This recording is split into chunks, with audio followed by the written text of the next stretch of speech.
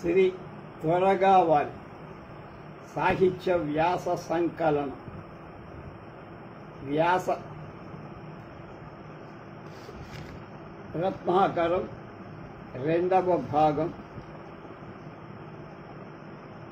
17/8/24 రెండు వ్యాసాలు నిన్న చెప్పుకున్నాం. ఇవాళ మూడవది రఘువంశ రసహేళ అనేటువంటి దాన్ని ఆ ప్రాచార్య శ్రీ శలాక రఘునాథ శర్మ గారు రాశారు. దాని గురించి తెలుసు. కవీనాం కవి అని పరమాత్మకు వాచకం. పరమాత్మను కవీనాం కవి అని. అతని కావ్యం చతురాననుడు, అంటే ఆయన రాసిన కావ్యం బ్రహ్మ. కారణ గుణాలు కార్యంలో సంకరమిస్తాయి. ఇలా చతుర్ముఖుడు కూడా కవి. అతని కావ్యం ఏమిటి? వేదం. అది ఇష్టప్రాప్తికి అనిష్ట పరిహారానికి అలౌకికమైన ఉపాయాన్ని తెలిపే గ్రంథం. నిత్యుడైన పరమాత్మను కీర్తిస్తారు కనుక అది నిత్యం. చతురాననుడు అంటే బ్రహ్మ పరమ పురుషుడి అవతార సంగతిని బట్టి తాను ప్రాచేతసుడై వేదాన్ని మరొక్క సర్వజన సుబోధకంగా రచించగా అది శ్రీమద్ రామాయణం అయ్యింది. అది రసైక నిధి. అందు పురుషార్థ సాధక రూప విద్యాంశం 90 పాళ్ళు తోచవలసిందే, కానీ అది వాచ్యంగా చెప్పాలి. పురుషార్థ జ్ఞానం ప్రతీయమానం అవటం చేత అది ఉత్తమం, కానీ అది బహుజన సాధ్యం కాదు. కనుక ప్రతీతితో పాటు సూటిగా చెప్పటం కూడా అపరిహార్యం అయి ఆ పనికై కృష్ణ ద్వైపాయన రూపంలో శ్రీమన్నారాయణుడు అవతరించాడు. అతడి కావ్యరాజం శ్రీమన్మహాభారతం. సమగ్ర పురుషార్థ విషయాలు ఆ కావ్యంలో వ్యంగ్య వాచ్య ఉభయ రూపంగా రెండు కలిసి ఉంటాయి. ఇక అపేక్షణీయం ఏం మిగిలింది? మరొక రచన ఎందుకు అని ఆది కావ్యం అగుట ఆది కావ్యం అని దాన్నే ఎందుకంటారు అంటే వాల్మీకి వ్యాసరూప శ్రీమన్నారాయణ తేజం నిరువెల్లా వాత్సల్య భరిత. అది జగన్మాతృ స్వరూపం. కర్మానుభవం పరిపాటివై గమ్యం ఎరగని మానవ సమాజాన్ని ఉద్ధరించటానికై ఆ తేజం తన్ను చాలా విధాలుగా రూపొందించుకుంటూనే ఉంది. లోకో భిన్న రుచి, ఏ రుచికి తగినట్లు ఆ పదార్థం సమకూర్చి ఇవ్వటం ఆ దీధితికి నిత్యకృత్యమైపోయి. కనుకనే కవుల ఆనంత్యం, కావ్యాల ఆనంత్యం అంటే ఎటర్నల్, శాశ్వతం. ఈ ఆర్షతేజం ఒక మహామనీషిలో వెలిసి పరవళ్ళు తొక్కి ప్రవాహమై ముంచేసి అతని వాక్కులో తనకు నిత్య సత్య సుస్థితిని విశ్వసించి వాహిక అయిన వాక్ పుష్టి తుస్తులకు ఎరవైనటువంటి అంటే ఆధారమైన వస్తువు అమృతంలాగా ఆస్వాదనీయమైన రసం అనే మూడింటిని అతడు పట్టి నిలుపగలడని, దానికి చెదరదని ఒక నమ్మకం ఏర్పడి కవి ప్రపంచానికి రవిలాగా సూర్యుడిలాగా దారి తెన్నులను విస్పష్టంగా తీర్చిదిద్దగల దేశికత్వం అంటే ఆచార్యత్వం, గురుత్వాన్ని అతనిలో ఆ తేజానికి కనిపించింది. కాళిదాసు ఆ మహామనీషి వ్యవహారణ ఎవరు ఇంతకీ ఆయన పేరు చెప్పకుండా ఇంత దాకా లాగారంటే ఆయనే కాళిదాసు. ఏమయ్యా ఈ స్థుతి ఎంత పంపుకొట్టావు? అతడు వ్యాస వాల్మీకులని చంపి పుట్టాడంటావా? అతిశయోక్తి అయినకైనా ఏదైనా అతిశయోక్తికి కూడా ఒక అంతు పొంతు ఉంటుంది. అంత గాలి కొట్టే అది బరస్ట్ అయిపోదు అని కొందరు నన్ను నిలదీస్తారని ఎరుగునే. మహాశయ, వ్యాఖ్యాతృ శిరోమణి మల్లినాథ సూరి కాళిదాసు తన కవితా హృదయం అతడికి విప్పి చెప్పెనా అన్నంతవా. కాళిదాస గిరాం సారం కాళిదాస సరస్వతి చతుర్ముఖో అభవా సాక్షాత్ విదుర్న జ్ఞేతు మాదృశా. అంటే దానికంటే నేనేమైనా భిన్నంగా చెప్పానా? ఆయన చెప్పాడు కాళిదాస్ అనేటువంటి ఒక పర్వతం, సారం, ఆయన ఒక అన్ని రసాల సారం. కాళిదాస సరస్వతి ఆయన, చతుర్ముఖో అధవా 4 ముఖాల బ్రహ్మ ఆయన, సాక్షాత్ విదుర్నార్చేతు మాదృశ విష్ణుమూర్తి. అది కనుక అంతకంటే నేనేమో చెప్పానా అంటున్నారు గడుసుగా శలాకవారు. అంటే దాన్నే నేను విడమర్చి చెప్పానయ్యా, అంతకంటే నా సొంత కవిత్వం ఇందులో లేదన్నారు. ఆ సుకవి, కవి అంటే పుట్టువే అనే ప్రగాఢ విశ్వాసం కలవారు. రఘువంశ రూపంలో రామాయణాన్ని మళ్ళా రాశారు. మళ్ళా ఇదేమిటి అని విశ్వనాథ గారు ప్రశ్న వేసుకున్నారు. మరల ఇదేర రామాయణం అన్నతో అంటే నా అనుభవం నాదయ్యా అన్నాడు. అలాగే ఇందేమైనా అసంగతి ఉందా? అది ఆ వంశం వారి గుణ మహిమే కానీ తనది కనుక ఎందుకు రాస్తున్నావు? ఆ రఘువంశం అలాంటిదయ్యా, ఆ గుణాన్ని వర్ణించడం నా ధర్మం అన్నాడు కాళిదాసు. తద్గుణై కర్ణమాగచ్చ చాపలాయ ప్రచోదిత అని ఆయనే చెప్పాడు కాళిదాసు. అయితే తన కవిత్వానికి ఒక వ్యక్తిత్వం లేదా?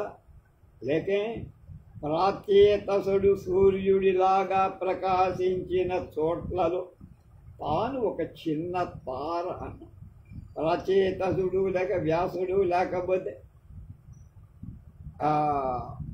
వాల్మీకి వాడు ఒక పెద్ద సూర్యుడు లాంటి గ్రహాలైతే మా పక్కన ఒక చిన్న చుక్క లాంటి వాణ్ణి నేను అని వినయంగా చెప్పుకున్నాడు కాళిదాసు. అతడు కనుమరుగైన సన్నివేశాలలో కూడా తాను పున్నమ జాబిల్లాగా ఉంటాడన్నారు. అది అతడి గుండె నెంబర్. కనుక ఆ కావ్యాన్ని శృతి స్మృతి పురాణ ఇతిహాస విజ్ఞాన రసంలో మెదిపి రసపిశాసువులకు అందించారు.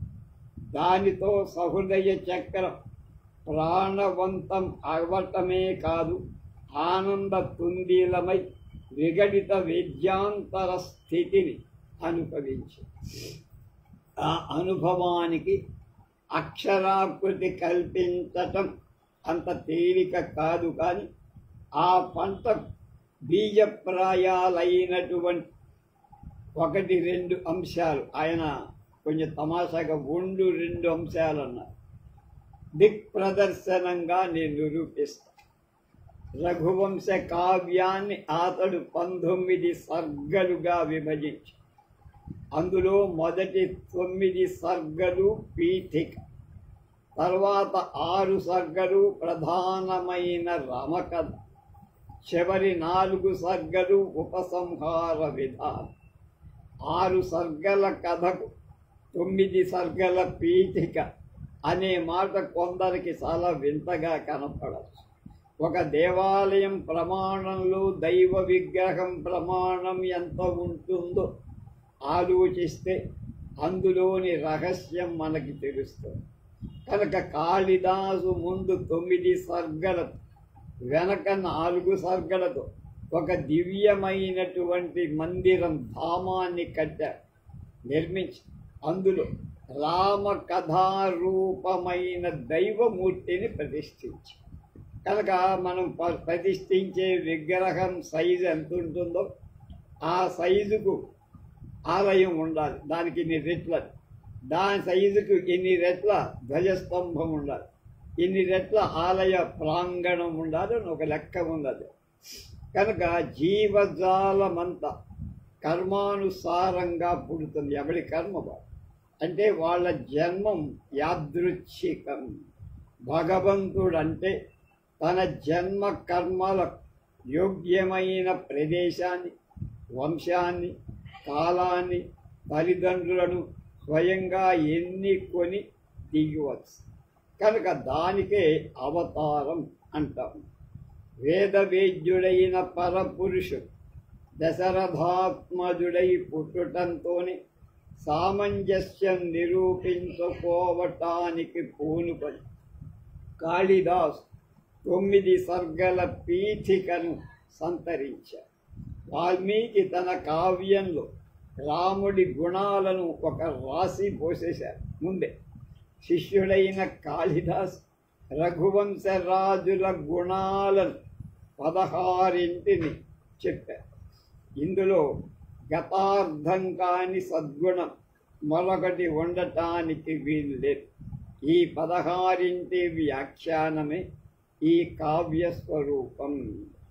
కనుక దీనిలో ఆ కావ్యానికి పూర్ణచంద్ర సామ్యం, పూర్ణచంద్రుడితో పోలిక చాలా గొప్పగా అనిపిస్తోందంటూ నాకు అన్నారు శలాకవారు.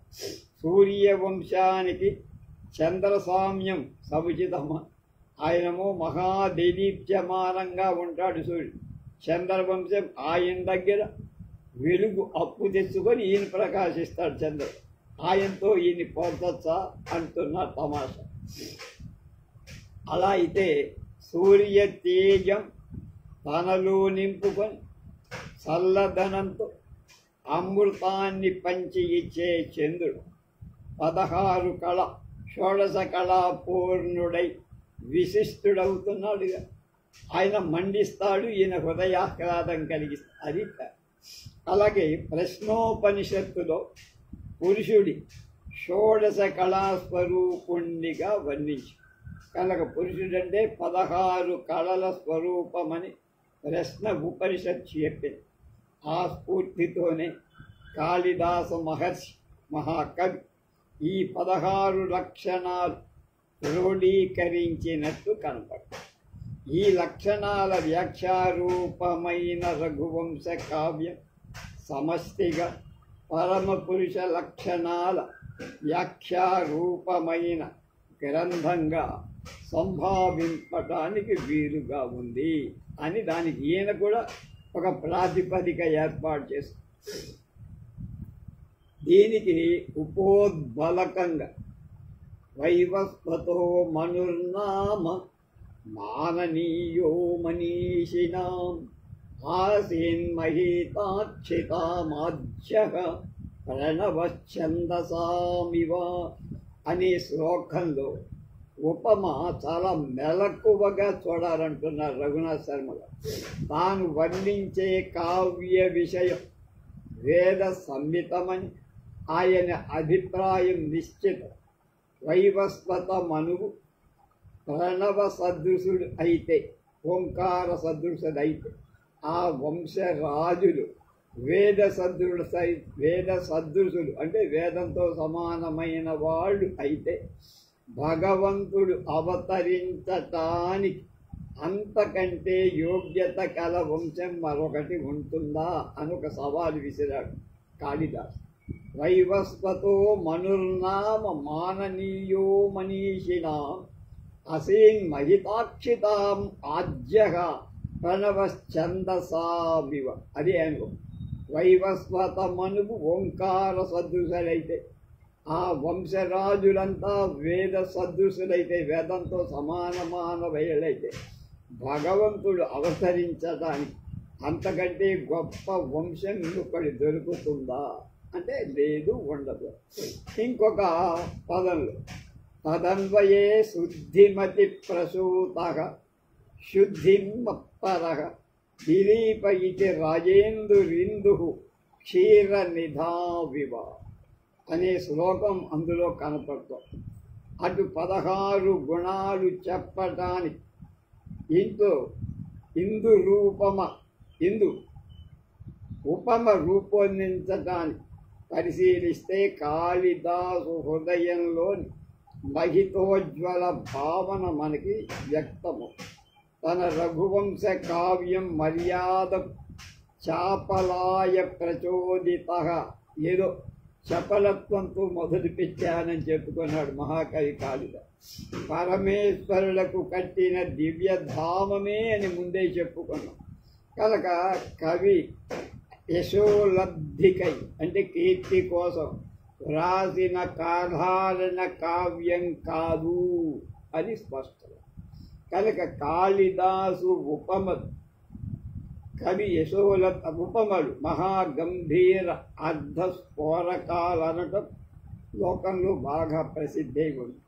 కనుక పూర్వం ఉన్న రాజులందరికీ అది వర్తిస్తుంది. అలాగే ప్రణవ ఉపమ అట ప్రణవ సదృశుడు వివస్వంతుడి తనూజుడు. వివస్వంతుడంటే మకర కుండలాలు హారాలు కేయూరాలు ధరించి సరసిజానన సన్నివిష్టుడై సర్వజనధ్యేయుడైన శ్రీమన్నారాయణుడికి తన మండలాన్ని గుడిగా చేసి దాచుకొన్నవ. అలాగే రఘువంశం ఒక సూర్యమండలమైతే దాని మధ్య శ్రీరామచంద్రుని వృత్తాంతం నెలకొని ఛేయమై అలరాటుంది, అంటే అందరికీ పూజార్హంగా ఉంటుంది. క్షీరనిధి అనే ఉపమానం కూడా వ్యంజకం. అందులో క్షీరనిధిలో ఏముంటాయి?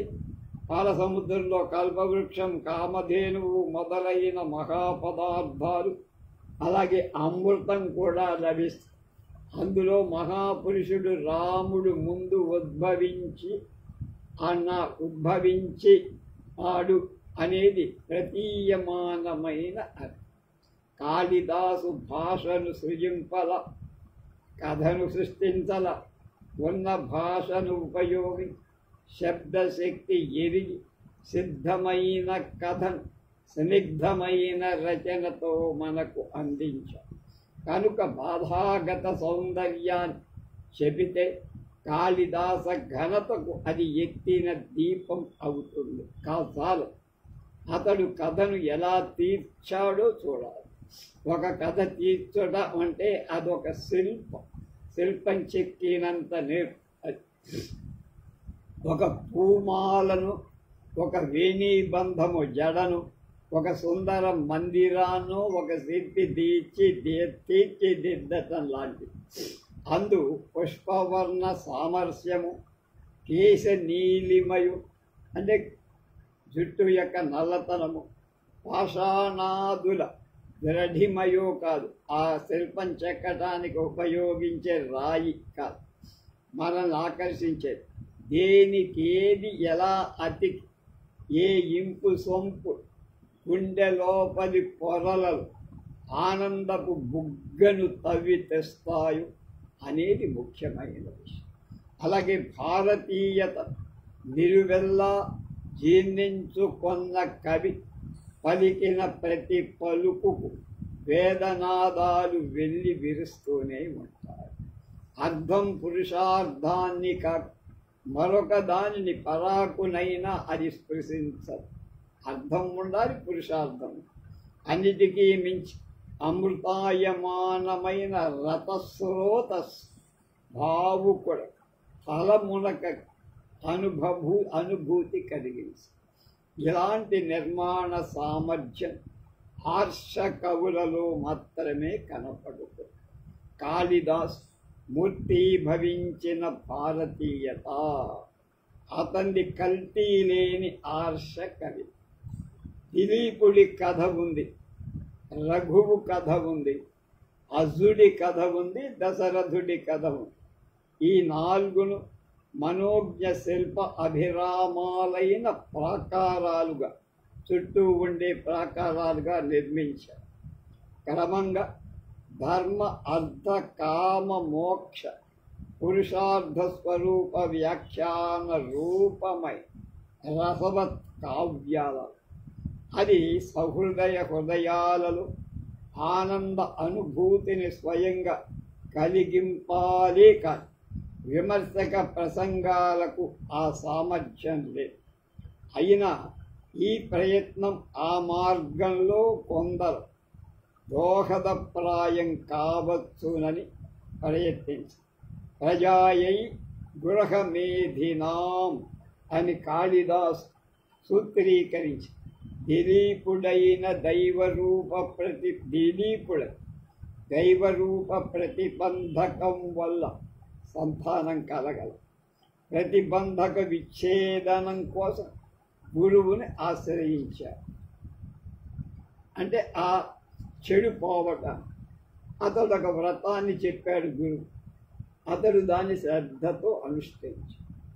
అనేక పరీక్షలు అన్నింటినీ ధీరుడుగా తట్టుకో ఫలితం పొందాడు. అది మొదటి కథ. 170 శ్లోకాలతో ఇది ఒక చిన్న కావ్యం. అందులో అన్నా ఎవరిది? రఘుమహారాజు, దిలీపరాజు. సంతానం కాకపోతే సంసారం పాశవాని కన్నా హీనమని సంతానం లేకపోతే అది పాశం పట్టి పీడిస్తుంది. ప్రజాతంతు వ్యవచ్ఛేద రూప అధర్మం తమన్ని చుట్టుకోవటంతో దాన్ని రూపుమాపటానికై సుదక్షిణ భార్య దిలీపుల హృదయం తద్వాంఛామయమైతే ఇలా చెప్పే వార్త అధాభ్యత్య విధాతారం. దిలీపుడు భార్యా సహితుడై గురువుగారిని ఆశ్రయించి ఆశ్రమానికి పోతూ విధాతను సృష్టికర్తను బ్రహ్మను అభ్యర్థించారు. గురువునందు స్రష్ట అయిన బ్రహ్మను సాక్షాత్కరింపచేసుకున్నారు. గురువుగారిలోనే బ్రహ్మన్. కనుకనే తయాహీనం విధాతర్మాం కథం పశ్చన్న దూయసే శక్తం స్వయమివ స్నేహాద్వంధ్య మాశ్రమ వృక్షకం అన్నాడు తన బాధ. గురువును విధాత అన తయాహీన విధాత మాం అనర్థం. నువ్వు విధాతవి బ్రహ్మవయ్యా. ఈ రెండు విషయాలు ఆ దంపతుల వాంఛ. బ్రహ్మ ఏం చేస్తాడు? సృష్టిస్తాడు. కనుక తను కూడా సృష్టించాలి. ఎవరిని? తన సంతానం. కనుక వాంఛా తన్మయత, పుత్రుడు కావాలనే కోరిక అందులో చెప్తారు. అలా చెప్పటం కావ్య పద్ధతి. అంతేగాని డైరెక్ట్గా నాకు పుత్రుని ఇవ్వండి అని అనలా. అది గొప్ప. గురువు ప్రతిబంధకమేమో కనుకొని పరిహారంగా గోపూజను ఎందుకు వీళ్ళకి పిల్లలు పట్టట్లేదు అని ఆయన తన తపోదీష్టతో తెలుసుకున్నాడు. అరే నాయన, మీకేదో చిన్నది శనేదో పట్టింది కనుక నిత్యం గోపూజ చెయ్యండి అని దంపతులకి అప్పచెప్పాడు. ఒక ఆవు, తన ఆవు. స్థితాయాం ప్రతిష్ఠేధా స్థితాయాం స్థితిమాచరే నిషన్నాయాం దిశీదాస్యాం పీతాం భసి పిబేరవః. ఈ ఆవు నడిస్తే నడు, కూర్చుంటే కూర్చో, నిలబడితే నిలబడు, నువ్వు అది నీళ్లు తాగితే నువ్వు తాగు. ఇది గురువాలు. ప్రస్థితాయాం ప్రతిష్ఠేధా స్థితాయాం స్థితిం ఆచరే నిషన్నయాం నిషీదాస్యాం పీతాం భసి పిబేరసః. పీతాం అంటే అది తాగితే నీళ్ళు నువ్వు తాగు. అంతేగాని నీకు దాహమైందని తాగద్దు, మీ ఆవిడికి దాహమైందని తాగు. కాళ్ళు నొప్పులు మీకు ఉన్నాయని కూర్చోవద్దు. కనుక హాయిగా విలాసంగా కాసేపు ఈ చెట్టు నీడ బాగుంది అని ఆ చెట్టు నీడ నీ ఇష్టం వచ్చినట్టు. ఆ ఆవు కూర్చుంటే కూర్చోవాలి, నడిస్తే నడవాలి, అలాగే అది పడుకుంటే పడుకోవాలి, అది నీళ్లు తాగితే తాగాలి. అంత నిష్టగా మీరు ఆవుని సేవించు. స్థితస్థితాముచ్చరిత ప్రయాతాం దిశే దుషే మానసబంధధీర జలాభిలాషీ జలమాదదానం ఛయేవతాం భూపతిరన్వగచ్చత్. ఏం చెప్పాడు? భూపతి గోపధర్మ అనుష్ఠాన క్రియ. ఆవుకు సేవ చేసే అనేటువంటి కార్యక్రమం చెప్పే శ్లోకం ఇది. పై సూత్రానికి భాష్యంలాగా వివేకి బుద్ధి గలవాడు భావగ్రాహి అయి విధి నిర్వహణం చేస్తారు. గురువు నిషేధ అని చెప్పగా శిష్యుడు ఆనందబంధధీరుడయ్య. ఆపహాపివేహి అని శాసించగా జలాభిలాషయ నీరు తాగాడా లేదా కవి చెప్పరు. దానికి ఆకలిస్తే ఈయనకి ఆకలిస్తుంది, అది దాహం వేస్తే ఈయనకి దాహం వేస్తుంది. అప్పుడు ఈయన తాగాడా లేదా కవి చెప్పలేదు. అది చమత్కారం అంట. చెప్పకుండటం ఎంత అందంగా ఉందంటున్నారు శలాకవ. జలం మీద అభిలాష కలవాడయ్యాడు. అంత మాత్రమే, అంటే తన దేహానికి జలం అవసరమయ్యన సంగతి అతని స్మృతి పదంలో అభిలాష రూపంలో అది మెదిలింది. కానిక ఆ అభిలాష గోసేవలో శ్రద్ధను కొంచెమైన సడలనివ్వలేదు. ఆ స్ఫూర్తి ఇందు మనకు గుర్తు పెట్టుకోవాలి. ఇది కాళిదాసు రచనలో శిల్పమన్న. ఆసనబంధ ధీరుడనటానికి అలా. గోవు నిషేధుషి విశ్రాంతి అనుభవిస్తోంది. రాజు ఆసనబంధ ధీరుడు. అది పడుకుంది, ఈయన కూర్చున్నాడు. అతనిలో నిలువెల్లా నిష్ఠ నిష్ఠ నిష్ఠ నిష్ఠ. గో పూజ అదే జయం. మనసంతా ఆవే. రాజు ఆసనమని అతలో నిష్ఠ అంత తిష్ట వేసింది కనుక విశ్రాంతి కామన రేఖామాత్రంగా అయినా గోచి వ్రత ఆచరణానికి బిగు సడలకుండటం ఎలాగో ఇది వ్యక్తం చేస్తారు. కనుక తను ఒక వ్రతం పట్టినట్టు. ఇది గోసేవ అనే వ్రతం. ఆ వ్రతంలో ఎక్కడ ఒక్క అంగుళం కూడా బెసక్కూడదు, గురువు గారి ఆజ్ఞ. కనుక అయితే అలా ఛాయా అనే ఉపమానానికి ఏమిటి గది? ఛాయలాగా దాన్ని వెంబడించాడు అన్నది. అంటే అతడు ఛాయ కాదు, ఛాయలాగా నీడలాగా తన తనాన్ని సర్వాత్మ ప్రయత్నపూర్వకం పరిహరించుకొని గోవుని అనుసరించాడే తప్ప తానెక్కడ విశ్రాంతి కానీ, ఆవు విశ్రాంతి తీసుకున్నప్పుడు మాత్రమే అతని విశ్రాంతి. లోకంలో కవులు రెండు రకాల జాతులంట. ఒక జాతికి పరమ ఉదాత్త నిగ్రహం ఏదైతే ఉందో అది ప్రాణ వస్తువు. మరొక వాళ్ళకి పరమ ఆవేశం జీవం. మొదటి విధం వారిలో ప్రత్యక్షరం శిల్పమయంగా ఉంది. వాళ్ళు రాసిన ప్రతిదీ శిల్పం చెక్కినట్టు. అందు మనం కొన్న కల మహా అనర్ఘమైన రత్నాలు దొరుకుతూనే. తవ్వే శక్తి ఉండాలి కానీ మహారత్నాలు అంటే భావరత్నాలు మనకు. రెండవ రకం వారిలో ఆవేశం భవ్యమైతే ఆకర్షణ అమితమై అలరాలు. సంస్కృతంలో లౌకిక కవి పరిధిలో మొదటి జాతికి కాళిదాసు, రెండవ దానికి భవభూతి అగ్రగణ్యుల. తెలుగులో నన్నయ పోతన లాంటివాడు. అలాంటి నిగ్రహ పాకానికి ఒక మెతుకు పట్టి చూద్దాం. నందిని దిలీపిని సేవకు నిలువెల్లా ఆనందించ. నందిని అంటే ఆవు. నాయన అని ఉపలాలించి నీకు ఏం వరం కావాలో కోరుకోవయ్యా అన్నది ఆవు. ఈయన మీద, ఈయన సేవ మీద చాలా ఆనందంతో. ఆకలితో నకనకలాడుతున్నవాడి పంచభక్ష పరవాన్నాల భోజన పాత్ర ఎదురుగా ఉంటే దాన్ని చూడటం ఎలా? ఆబ అని తెలుగు పదం ఒకటి, ఆబగా తిన్నాడంటారు.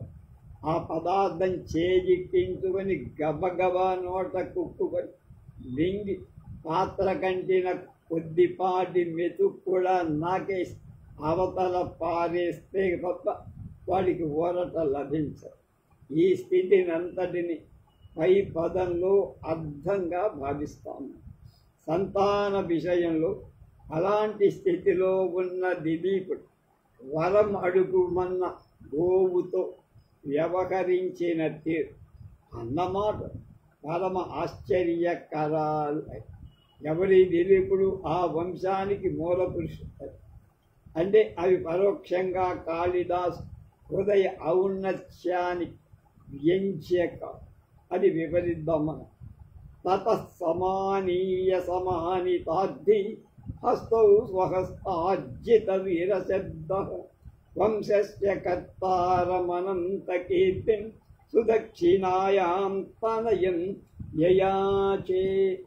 మా చిన్నప్పుడు హై స్కూల్లో మేము చదువుకునే రోజుల్లో అంటే 10th క్లాస్ ఎస్ఎల్సి దాకా వేసవి కాలంలో మా నాన్నగారు రఘువంశం కుమార సంభవం నాకు మా మిత్రులకి కూర్చోబెట్టి పొద్దున పూట సుమారుగా 8:30 పాఠాలు చెప్పేవారు. అవి ఆ రోజు చెప్పిన పాఠం మర్నాటికి నోటికి రావాలి, అర్థంతో భావంతో సహా చెప్పాలి. అట్నుంచేటు ఎట్నుంచట్టు కూడా చెప్పాలి. అలా ప్రాక్టీస్ చేసి నేర్చుకున్నాం. ఆ తర్వాత కాలేజీ వచ్చేప్పటికి పోయింది. మళ్ళా ఇప్పుడు కొంచెం ఈ సాహిత్యంలో పడి చూస్తాం.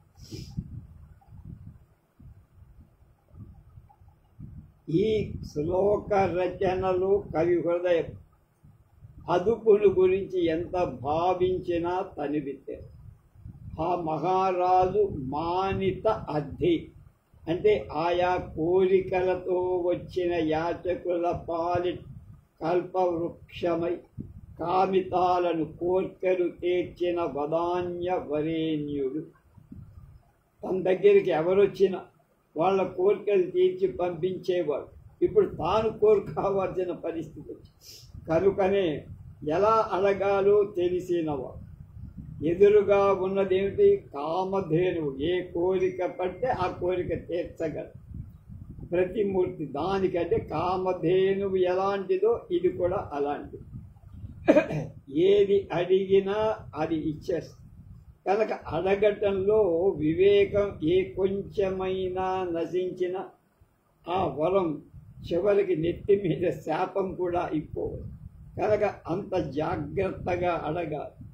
ఆ వివేకం అతడికి బాగా ఉన్నదని అర్థం ఈ శ్లోకంలో ఉన్నది. అంతేకాక ఈ ఒక్క విషయంలో తప్ప అతడు జీవితంలో ఎప్పుడు ఎవరికైనా ఇవ్వటమే కానీ తాను తీసుకోవటం అడగటం అనేది లేదు. ఆ జీవితం మొత్తం మీద ఇదే అడగిన సమయం. హస్తౌ సమానీయ ఈ 2 పదాలు వ్యవహితాలుగా ఉన్నాయి. ఆ వ్యవధానం కూడా వ్యంజకమే. గుండె నిండిన ఆనందంతో దేహంలో వ్యాపించిన మాంజ్యం అంటే ఏమడగాలనే సందేహం అవ్యవధానం వల్ల వ్యంజితమై అతని చేతులు కేవలం భక్ష్యాది క్రియలను మాత్రమే పరిమితాలుగా తినటానికి మాత్రమే ఈ చేతులు కావు. వాటితో అతడు వీర శబ్దాన్ని ఆర్జించాడు. పరాక్రమాన్ని చూపి అనేకమైనటువంటి రాజ సంహారం చేసి రాజ్య విస్తరణ చేసి ఇక్కడ దానవ యుద్ధాలు రెండింటిని స్మరించాలి. యాచనా దైన్యం లేకుండటం సంభావని. కనుక నువ్వు అడగాలంటే నీలో దైన్యం ఉంటే అడుగుతావు. నీకేం దైన్యం లేదు రాజు, అన్నీ ఉన్నాయి, అందరికీ ఇవ్వగలవు. ఇప్పుడు తాను అడగాలి. కనుక ప్రతిగ్రహ యోగ్యత కలదని తలప. కనుక ఏదైనా పుచ్చుకునే ఎంతో మందికి దానం చేశాడు కనుక అలా దానం చేసేవాడు దానం తీసుకునే అర్హత కూడా ఉందంటున్నాడు చమత్కారం. కనుక తనయుణ్ణి అంటే తను ఉద్భవుడైనవాడు, తన శరీరంలోకి తన శరీరం ద్వారా పుట్టిన వాడిని, కేవలం పున్నామ నరకాన్ని పోగొట్టేవాడిని, నాకు ఇవ్వండి ఇవ్వు ఓ గోమాత అన్నది. అతనికి ఔరసవుడే వాంఛనీయం. తనయ శబ్ద సారస్యం అర్థం. తనకు తన భార్యకు పుట్టినవాడు కావాలి. అది అక్కడ తనయ అంటే ఆ మాట. దేవతలు చిత్ర స్వభావులు, నువ్వు అడిగిన దాన్నే నేను ఇచ్చానయ్యా అని తప్పుకుపోతా. కనుక మిక్కిలి మెలకువతో అడగాల్సిన సమయం ఇది, దానినే నేను ఇచ్చానంట. కనుక సర్వలక్షణ సంపన్నుడు కావాలి ఆ కొడుకు. ఆ దిలీపుడి మొదటి వేదన వంశం దిక్కుమాలిందైపోతుంది. దాని తర్వాత సంతానం లేదు. కనుక సంతానం లేకపోతే పున్నామ నరకాన్ని దాటించేవాడు లేడు. పోనివయ్యా, ఈ భార్య కాకపోతే ఇంకా చాలామంది రాణులు ఉంటారుగా, లేకపోతే బయట స్త్రీలు ఉంటారుగా, వాళ్ళతో సంతానం పొందొచ్చు కదా అని అడుగుతారు. అందుకని ఎక్కడా మళ్ళా బెసగకుండా రెండో ఆలోచన అనుమానం లేక నా భార్య సుదక్షిణ వల్ల నాకు తనయుడు కుమారుడు కలగాలి అని అడిగాడు. ఇక బిగించేశాడనమాట. కనుక మొట్టమొదటగా వంశస్య కర్తారం, నా వంశాన్ని వ్యాప్తి చేసేవాడు కావాలి. అది ధర్మ విషయం. కనుక రెండోది అనాదిగా దీపమాల మహితోజ్వల ఛల ఇలాపతి సంతతి, సూర్యవంశ ఇలాపతి అంటే సూర్యవంశం తనతో గుప్పున ఆరిపోకూడదు. ఆ దీపం అది ఎంతో అప్రతిష్ట, ఎంతో పాపం. కనుక తనకు పుట్టబోయే కుమారుడు ఏదో కొడుకు పుట్టడమే కాదు, వాడు వంశకర్త అయి తన ప్రతిష్ట నుండి తన పాపాల నుండి తప్పించాలి. ఆ తపనతో వెలువడిన అతని మొదటి మాట వంశస్య కర్తార. అలాగే మరి తనకు తన వంశం వాళ్ళకి భూభార వహనం అపరిహార్యమైన ధర్మం. భూమిని ధరించడం అంటే రాజ్యపాలన చెయ్యదు, రాజుగా సేవలు ప్రజలకు చెయ్యదు. దానికి సమర్థుడు కాని కొడుకు పుడితే సుఖమే ఉంది. తనకు కొడుకు పుట్టాడు కానీ వాడు రాజ్యపాలన చేయటానికి అర్హుడు కాదు. ఇప్పుడు చూసాక 5 ఏళ్ళు మనకి పనికిరాని వాడు ఒకడు రాజ్యపాలన చేసి మన దోచుకు తినేశారు. అలాంటి వాడు కాదని. కనుక అలాంటి వాడు పుట్టినా పుట్టకపోయినా ఒకడు. కనుక సమర్థుడు కావాలి, ధర్మపరుడు కావాలి, తన వంశాన్ని వృద్ధి చేసేవాడు. ఆ దృష్టితో అనంత కీర్తి అయిన కొడుకు కోసం యాచించ. ఆ శబ్దానికి అనంతమైన కీర్తి కలవాడు, అనంతుని కీర్తి. అనంతుడు అంటే శేషుడు, ఆదిశేషు వంటి కీర్తి కలవాడు అని 2 అర్థాలు. మనం చెప్పక తప్పదంటున్నారు శలాకవాడు. అంటే దిలీపుడు ఆదిశేషుడిలాగా అలసత ఎరుగక భూభారాన్ని మోసే సామర్థ్యం కల తనయుణ్ణి కుమారుణ్ణి కోరాడు. అంతేగాని గుల్ఫా గార్డెన్ కోరల. అన్నిటికంటే చమత్కారమైన మాట సుదక్షిణాయాం అది. కనుక గీత యందు భగవంతుడు ధ్యాన విషయాన్ని చెబుతూ సంప్రేక్షణ అసికాగ్రం స్వమ్మం. ఇది ఒకమైన కుంఠిత. నాసికాగ్రంలో దృష్టి నిలపమంటే ఎవడైనా విచిత్ర పురుషుడు ఎదుటివాడి ముక్కు కొనను చూసి ధ్యానం చేస్తాడేమో అనేటువంటి ఒక లోకంలో ఒక తమాషా వ్యంగ్యం భావన ఉంది అని సర్వజ్ఞుడి శంక. దాన్ని పరిహరించడానికి స్వం అనేది పదముపై. అలా ఇక్కడ నాకు తనయుడు కావాలయ్యా, నందిని దిలీపుడి మరొక భార్య యందు ప్రసాదిస్తే తాను ఇన్నాళ్లుగా చేసిన వ్రత ఆచరణ శ్రద్ధాభక్తులతో చేసిన ధర్మపత్ని గతి ఏం కావాలి. ఇద్దరు కలిసి సేవ చేశారు. ఆవిడ కూడా అంతే. ఈయన పడుకుంటే పడుకుంది, కూర్చుంటే కూర్చుంది, సేవ. ఆవు గడ్డి పెట్టమంటే పెట్టి అలా, నీళ్ళు తాగితే తాగి. అలాగే నందిని అలా చేస్తుందా అని విచికిత్స ఇక్కడ అప్రసరం. అడిగేవాడి అనేక శంకలు వస్తాయి. అంతేకాదు మొదట ఆమెను ధ్యానిస్తూ స్వర్గం నుండి తిరిగి వచ్చినప్పుడే ఒక శాపం లభవించి, అంటే ఆ శాపం తనతో పాటు తన భార్య సుదక్షిణాదేవి కూడా కనుక విముక్తికి ఇద్దరికీ ఒకే కాలంలో ఒకే సమయంలో జరుగు. అత్యుత్కటానంద సందర్భంలో హృదయం పురమి కోణంలో భూసరం కాకుండా ఇంతకంటే మేల్తరమైన దృష్టాంతం ఎక్కడా మనకు కనప. సమర్థుడి చేతిలో రూపొందిన వ్యాకరణ సూత్రాలలో లాగా కాళిదాసు శ్లోకంలో దళ సార్థక్య పరీక్ష చేయవచ్చు అనటాన్ని ఇలాంటి శ్లోకాలు ఉదాహరణ.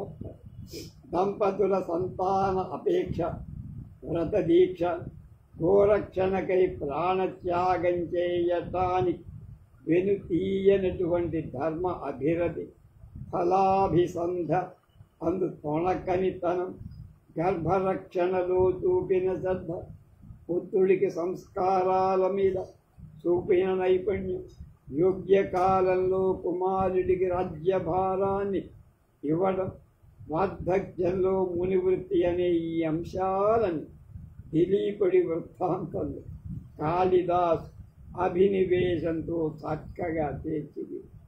సమగ్ర ధార్మిక జీవన స్రవంతి దిలీపుడి చరిత్రలో ఆయన వ్యంజింపచేస్తూ రచించారు.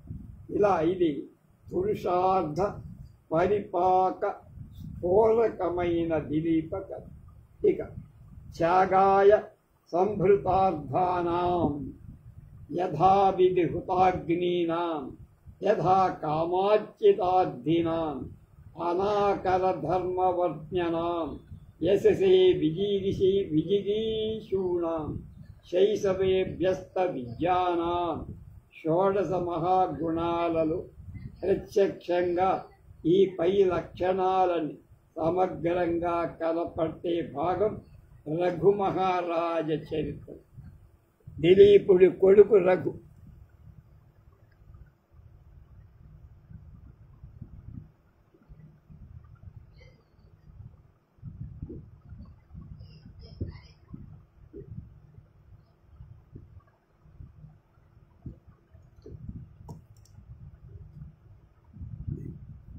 కనుక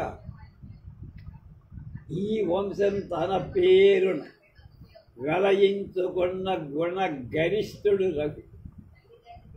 కనుక ఇది దిలీప వంశం అల్ల, అజవంశం అల్ల, దశరథ వంశం అల్ల, చివరికి రాముడి వంశం కూడా అల్ల, రఘువంశం అని పేరు ఈయన వల్ల వచ్చి. గుణగరిష్ఠుడు, గుణాలలో ఉత్తముడు. నందిని పయఃపాన జనిత మహాభావత్వం వల్ అవతడు తరించిన వాడవటం. ఆ జన్మ శుద్ధత అనేది వ్యక్తం. ఆ నందిని పాలు తాగి పెరిగాడు, అందువల్ల అది ఎంత పవిత్రమో ఈయన కూడా అంతే పవిత్రం.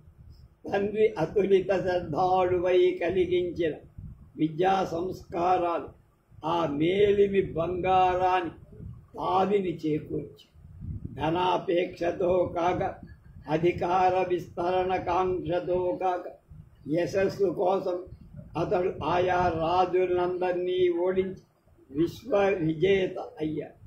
అందు సాధించిన ధననంతటిని తండ్రి తనకు అప్పగించిన దానితో కలిపి తండ్రికే దక్షిణగా ఇచ్చిన తత్వమే. కనుకనే కంకులను నరుల కొసకి కాడ మాత్రమే మిగిలిన నివారం వంటి దానశీలిగా కొనియాడబడ్డ. త్యాగే నైకే అమృతస్య మానసు అన్న ఆర్షవాణికి సార్థక్యం కల్పించిన మహనీయుడు, మహాసార్వభౌముడు మట్టి పాత్రలతో మిగిలను అంటే యథా కామార్చితార్థిత అననెట్టిదో విశదం అవుతా.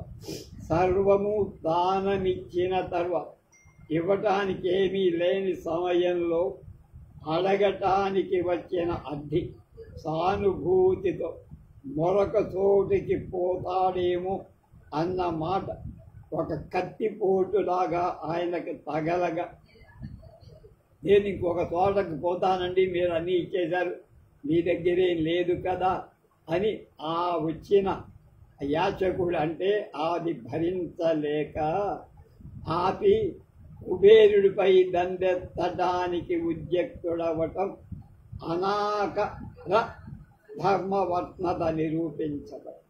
కుబేరుడు కొండంత సువర్ణ కోశాగారంలో కురియగా ఆర్థిక కామాభ్యధిక అమృత జీవలక్షణం కనుక అంతా అతనిదే అని ప్రకటింపగలిగిన నిర్వికార ధైర్యశాలి రఘుమహారాజు. శ్రీరాముడు పితృవాక్య పరిపాలకుడు కాగా రఘువు పితృయజ్ఞ పరిపాలకుడు. ప్రాణాలను తెగించి ఇంద్రుని మెప్పించి 100వ యజ్ఞం చేసిన ఫలాన్ని తండ్రికి అందించి పితృ రుణాన్ని తీర్చుకున్న ధన్యజీ. ఇలా ఈ కథ అంతా ప్రధానంగా అర్ధ పురుషార్థంగా దాని చుట్టూ తిరుగు. అర్జన త్యాగం, యజ్ఞ నిర్వహణ, గురుకుల పోషణ అనేవి ధనానికి ఉత్తమ ఫలితం. వాటి నిండుతనం కాళిదాసు ఈ కథలో పండించారు. సంభావితస్య కీర్తిర్మరణాదతిరిచ్యతే అని గీతావాక్యం. కనుకనే రఘు మహారాజు ఇలా అన్నారు.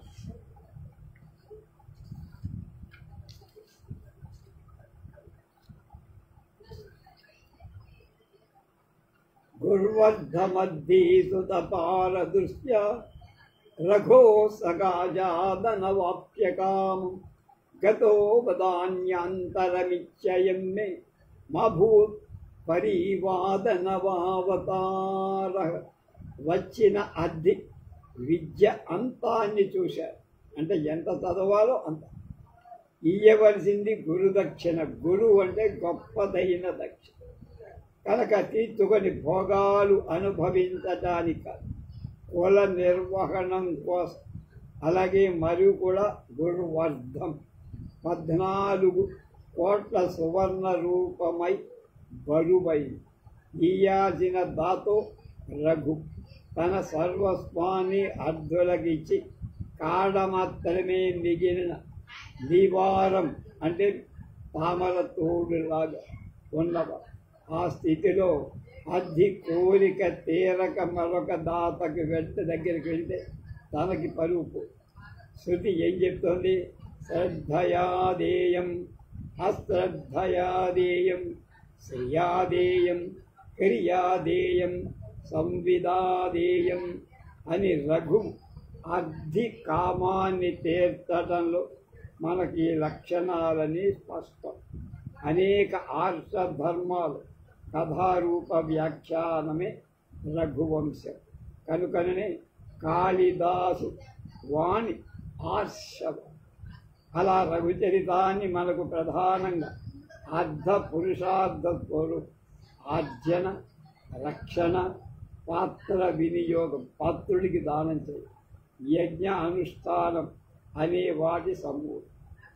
పరవంతు శిష్యుడు, శృతపార దృశ్యుడు, గురు ప్రదేయాధిక ధనవంతు నిస్పృహుడై సాకేత నివాసులకు వదాన్యశేఖరుడై రఘువుతో పాటు అభివంద సత్తుడై ప్రకాశించే కౌత్సుకుడు గురుదక్షిణ తీసుకొని గురువుని ఆశ్రమానికి వెడుతూ అమోఘము శీఘ్ర ఫలం అయిన ఆశీస్సుని రఘువుకి ఇచ్చారు. ఆశాస్యమన్యత్ పునరుక్తభూత శ్రేయాంసి సర్వాణ్యది జగ్ముషస్తే పుత్రం లభస్వాత్మగుణానురూపం భవంతమీజ్యం భవతః పితేవ. రాజా, సకల శ్రేయస్సు స్వయంగా సాధించే సామర్థ్యం ఉన్నవా, నిన్ను ఏమని దీవించనయ్యా. ఇది పిష్ట పేషము, పిండి పిసక. కనుక నీ గుణాలకు అనురూపుడైన పుత్రుడి నిన్ను నీ తండ్రి పొందినట్టు పొందు. ఇది కౌత్సుకుడొచ్చిన ఆశీస్సు. పురాణ ఇతిహాసాల్లో కానపడే ఆశీస్శాపాలు చాలా విచిత్రాలుగా ఉంటాయి. ఇది ఒక ప్రత్యేక అధ్యాయానికి సంబంధం. ఆత్మాపై పుత్రనామాసి అని శృతి కదా. నువ్వే పుత్రనాముడవవుతున్నావు. ఈ శృత్యర్థాన్ని కాళిదాస్ ఎంత రమణీయకంగా వ్యాఖ్యానిస్తున్నాడు. పుట్టబోయే కొడుకునకు ఈ తండ్రి ఉపమాన ద్రవ్యం, ఈతనికి ఈ తండ్రి ఉపమాన ద్రవ్యం అంటే బయటకి వాళ్ళు వేరువేరుగా, కొడుకు తండ్రి వేరువేరుగా కనపడ్డ తత్వానికి అంతఃస్రవంతి ఒక్కటే, ఇద్దరిలో ప్రవహించింది కనుక ప్రజాతంతువు అని వేదం చెప్పిన దానిలో కూడా ఇదే తాత్పర్యం పొందుతున్నారు.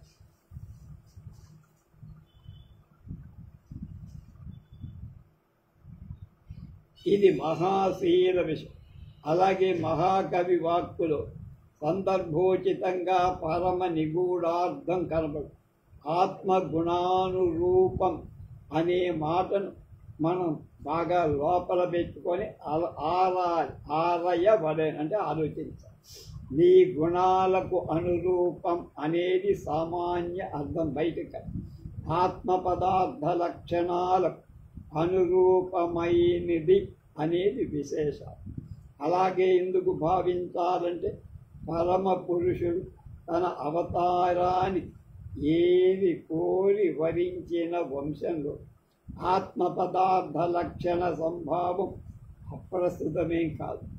కనుక ఇందు ఆశేహి ఉంది. ప్రదాత ఉపాత్త విద్యుడు, శృత పారదృశ్యుడు, నిరీహుడు, ఏ కోరికలు. ఇలాంటి లక్షణ సంపన్నుని నోట వెలువడిన మాట మహార్థాల మూట కాకుండా ఉంటుంది. ఆ ఆశీస్సు ఎంత అమోఘము, ఎలా ఫలప్రదము అనే దానికి కాళిదాసు చెప్పిన మాటలివి.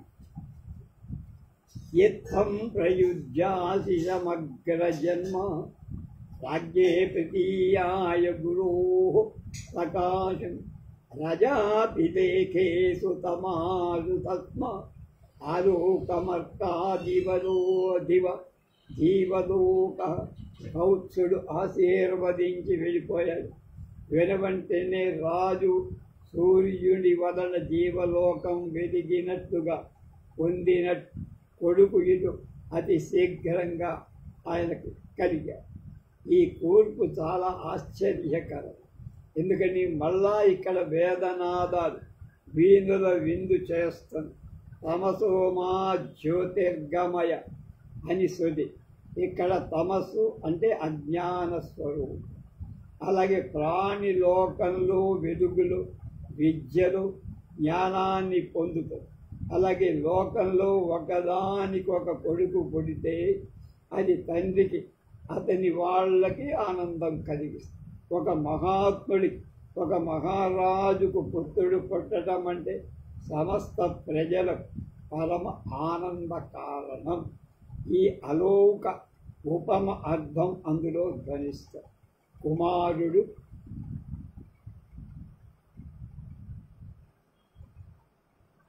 తస్మాత్ ఆలోక మర్యాదివలోకపాల అన్నాడు. ఆ కుమారుడు బ్రహ్మ ముహూర్తంలో జన్మించటం చేత తండ్రి అతనికి అజ్యుడు అనే బ్రహ్మ అంటే అజ్యుడే కదా. ఆ ముహూర్తంలో మహాకవి అజవృత్తాంతం కామ పురుషార్థ స్వరూప నిరూపణకుగా తీర్చిదిద్దినట్టు కను. కామం ధర్మ సంబడితమై దైవ స్వరూపం అవుతాయి.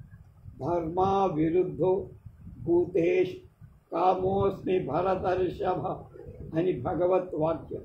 కనుక ఉపాధేయ కోటిలోందే కానీ త్యాజ్య కోటిలో కామాన్ని వదిలేయకూడదు, అది అనుసరించాలి. అజుడు ఉపాత్తు విద్యుడయ్యాడు. ఉపాత్త విద్యుడు రాజ్యలక్ష్మియే అతనిలో అభిలాష కలదై అతని తండ్రి అనుమతితో ధీర అయిన కన్యలాగా ప్రతీక్షిస్తాడు. అంతలో విదర్భరాజు తన సోదరి ఇందుమతి స్వయంవరాన్ని పుత్రుణ్ణి పంపవలసిందిగా రఘువుకి వార్త పంపారు. తండ్రి ఆజ్ఞ ప్రకారం బయలుదేరిన అదుడి మార్గంలో అనుకోకుండా ఒక సంఘటన జరిగింది. అతడు నర్మదా కూలంలో బడలి తన సేనను అక్కడ ఆపేశాడు. హఠాత్తుగా ఒక మదించిన అడవి ఏను రాజకుమారుడి సేనా వాహినంలోకి ప్రవేశం.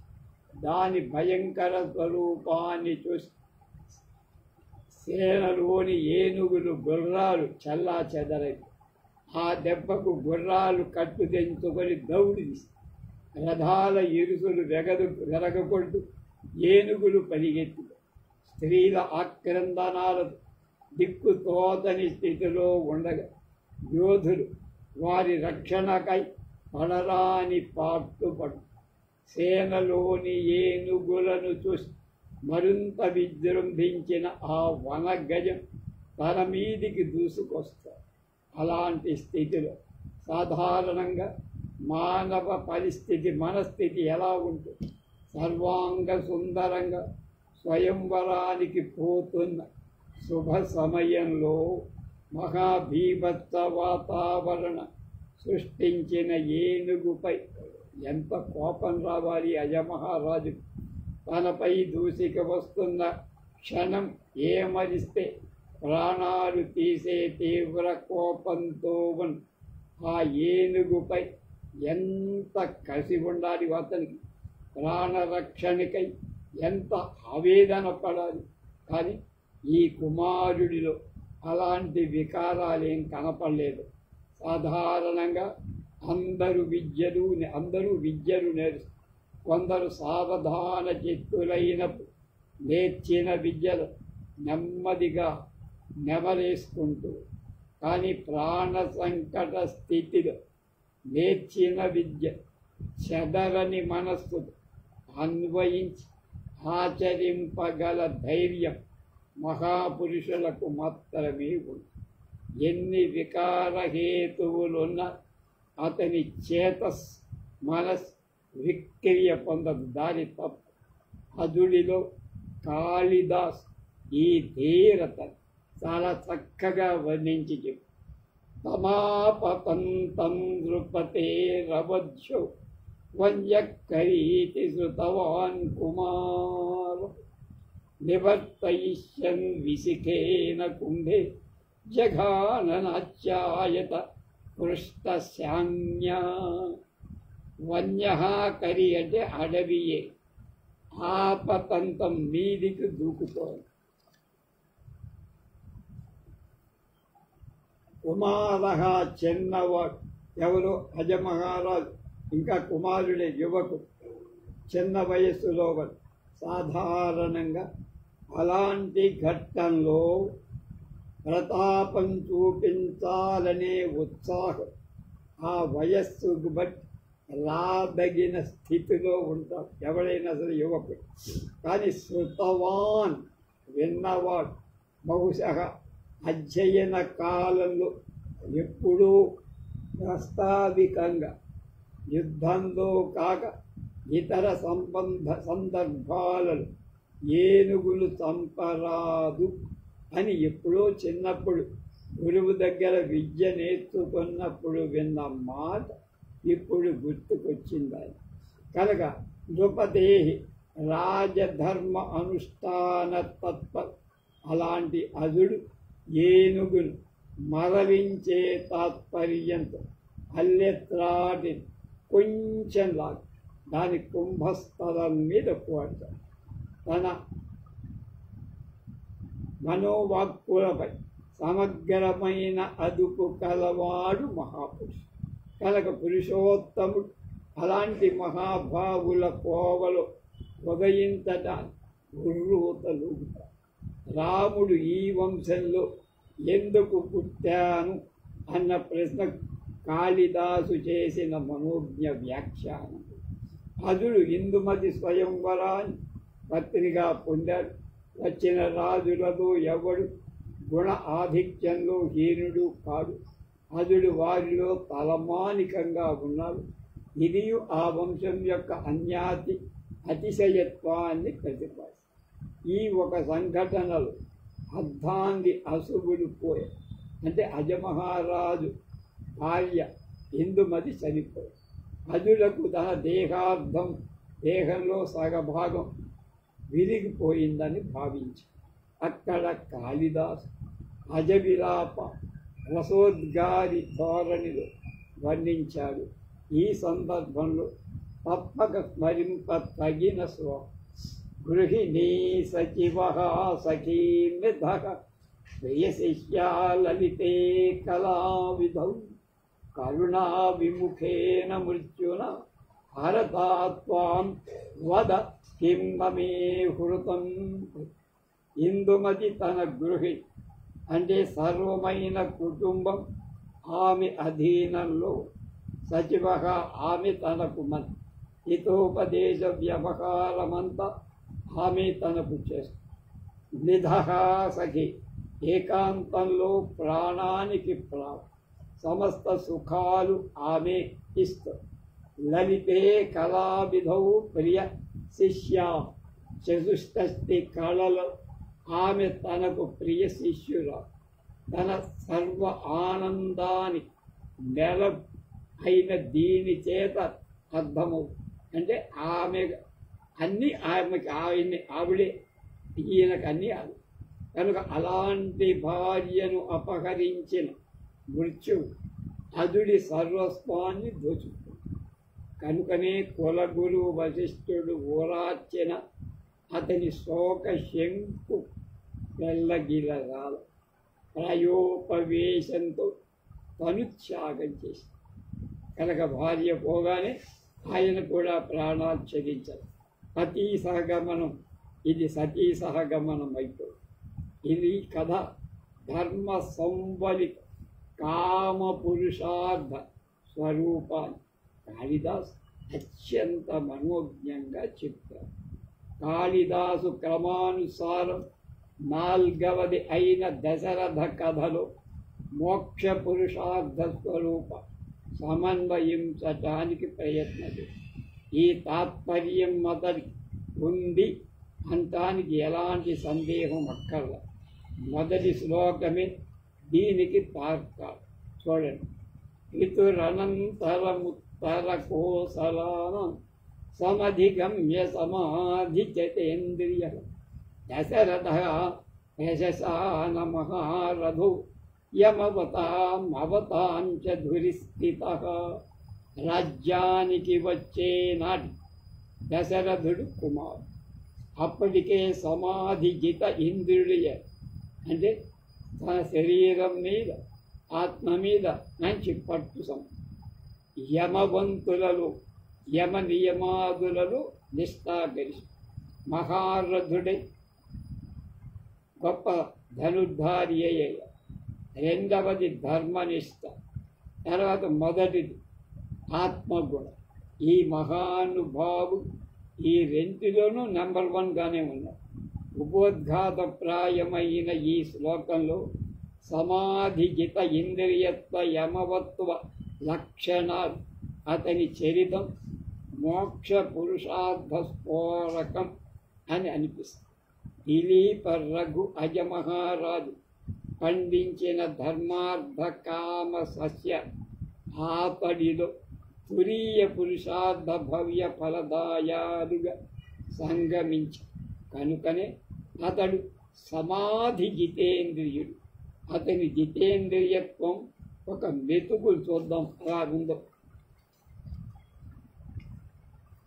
శాపోప్యదృష్టతనయాసన పద్మశోభే, శాపోప్యదృష్టతనయానన పద్మశోభే సానుగ్రహో భగవతా మయి పాతితోయం. కృష్యాం దహన్నపి ఖలు క్షితిమింధనేస్థౌ ధియప్రలోభ జననీం దహనః కరోతి. కర్మవశంలో ధర్మాన్ని కొంచెమైన దశరథుడికి శాపం సంభవం. కొంచెం ఏ మరగ అంటే ధర్మం విషయంలో కొంచెం పొరపాటు చేయటంతో శాపం పొందారు. మహాత్ములు అనుగ్రహ నిగ్రహాలు రెంటిని ప్రసాదంగానే భావించాలి. అలా భావించటానికి ఇంద్రియాలని అదుపులో పెట్టుకోవడం అతి ముఖ్య సాధన. కనుకనే అంటున్నాడు, శాపమే అయినా ఉత్తరముఖ చంద్ర దర్శన భాగ్యం లేని నాకు అనుగ్రహమే అయింది. కృష్యాం భగన్నపి ఖలు క్షితిమింధనోత్తే బీజ ప్రరోహ జననీం దహన ప్రభో శాపోజ్యదృష్టతనయానన పద్మశోభే సానుగ్రహో భగవతా మయి. ఆ ముని నాకు శాపం పెట్టినా ఎందుకని నువ్వు పుత్ర శోకంతో చేస్తావురా అని. ఆ శాపం ఇంతకాలం నాకు పుత్రులు లేరు కనుక నాకు పుత్రుడు కలుగుతారు అని ఆయన ఋషి చెప్పాడు కనుక ఋషివాక్యం తప్పనిసరిగా సత్యమవుతుంది కదా. నాకు పుత్రుడు జన్మిస్తారు అనేటువంటి ఆనందం కలిగింది కదా. అలాంటి సంయమనం లోకంలో ఎంతమందికి ఉంటుంది? చాలా తక్కువ. కనుకనే దశరథుడు మోక్ష పురుషార్థాన్ని ప్రతీక సింబల్ అంటూ శ్రీ మహావిష్ణువు పరాత్పరుడు తన జన్మకి అలాంటి వాడిని దశరథుడు లాంటి వాడు తండ్రిగా ఎన్నుకొని ధరించాడు కదా. ఇది కాళిదాసు మహాకవి శ్రీరామచంద్ర రూప పరదైవాని పురుషార్థ రూప వస్తు జాతాంతో కట్టిన దివ్యధామం. శ్రీరామచంద్రుడు ఈ వంశాన్ని ఏలవరించను కావ్యముఖంగా చేసిన వ్యాఖ్య. వాల్మీకి మధుమయ పండితుల నుండి తాను పిండుకొని కంఠపూరంగా తాగేసి మనకు అందించిన రసస్రోతస్విని. అందులో తలమునకులుగా మునిగిన వాడు లభించేది ఆనంద సాంద్ర ప్రాప్తి అని శలాక రఘునాథ శర్మ గారు కాళిదాస రసానంద స్రోతస్సుని మనకు అందించారు. రేపు వాగర్ధావివ సంపృక్త కాళిదాస కుమార సంభవాన్ని గురించి ధూళిపాళ అన్నపూర్ణ గారు వివరిస్తారు.